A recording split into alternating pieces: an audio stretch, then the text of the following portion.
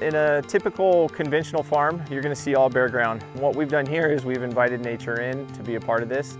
When it comes to this practice, water is the biggest issue. Water is the biggest issue in California right now. That is the #1 thing that is going to impact farmers across the valley. And so we keep our ground covered. And the reason why we do that is it reduces the soil temperature, it reduces our evaporative loss for our water, and it helps keep the stress off of the trees. We didn't do a test plot, we didn't set aside 5 or 10 acres. Right from the beginning, we just did all 220 acres planted to cover crop. We went all in. The benefits that we saw coming out of that were just absolutely amazing. We were doing some work on compost, and as we were doing that, we started to wonder why soil health practices weren't adopted more. And we started to wonder, could it be because people are really focusing on carbon, but the growers that we're trying to get to change their behavior really care about water? And so what if we were to communicate more about the water benefits of soil health? And the result of that is our first new program in 10 years, Solutions in Our Soil. What I appreciate so much is when sustainable conservation was looking at, is this a space that we should get into? And I was all over that. Yes, of course, it could be part of the water solution. It's part of climate resiliency. It's part of continuing our productivity. It's part of improved nutrient management. It's part of the biodiversity that we want to preserve, because 1/3 of the world's biodiversity is below the ground in the soils.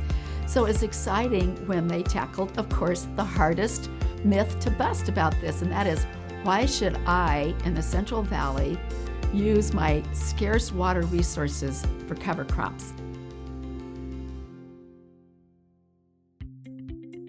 With our Solutions in Our Soils program, as we were looking at cover crops and water use, we started by bringing together a group of researchers, technical assistance providers to understand the science behind what we know about cover crops' water use and their water benefits. And through that process of bringing those folks together, we were able to then put together a white paper that part of which it talked about was the estimate of the benefits that cover crops could provide for water.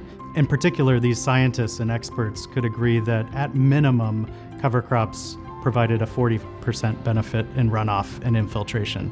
And that 40% was the scientific nugget that could be used by groundwater sustainability agencies to incorporate cover crops' water benefits into their policy. The work and the time and the effort that the staff did to do deep research to make sure when they published something, it was based on fact, it was also based on stakeholder input. It has made a difference at DWR and the State Water Resources Control Board.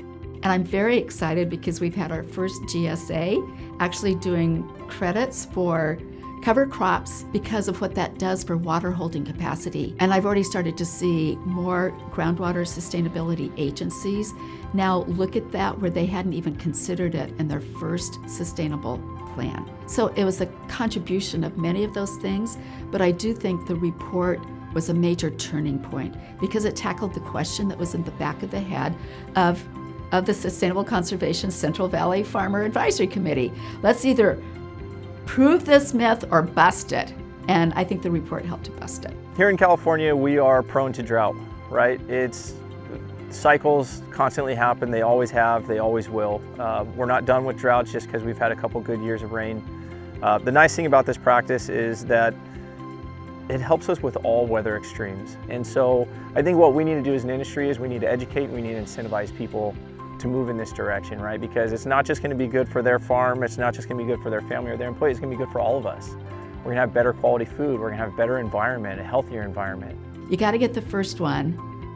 You got to have some people that want to travel that road with you, and it's happening in a place that I think it can really just make a big difference for many GSAs and farmers in the state of California.